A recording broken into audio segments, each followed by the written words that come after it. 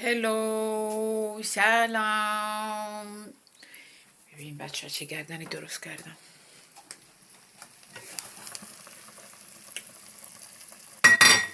گردن درست کردم ماما، گردن ها.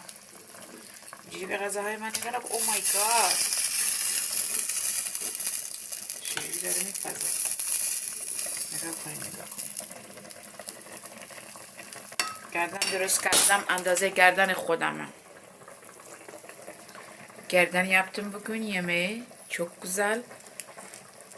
Buna pancar mı? Ne desin? Pancar diyorsun. Ne diyorsun?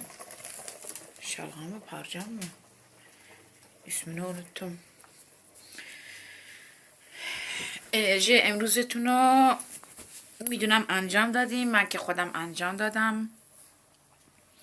پاکسازی کردم خونه رو. واقعا حال و روزم اصلا خوب نبود امروز.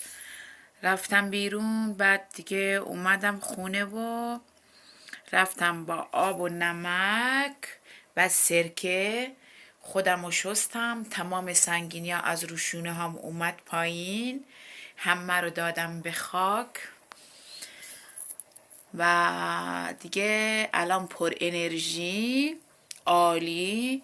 به شما هم توصیه میکنم شما هم انجام بدین. واقعا خیلی خوبه، بخصوص اگه بتونین روز جمعه و جمعه انجام بدیم خیلی خوبه. و دیگه من خیلی سنگینی داشتم امروز. فکر کنم بچه ها چیز خوردم. Düşünüyorum bugün şey mi, biri bana gözlenmiş, pis gözü, çok kötü oldum. Bugün gittim banyoda sirke, tuz, den yıkadım vücudu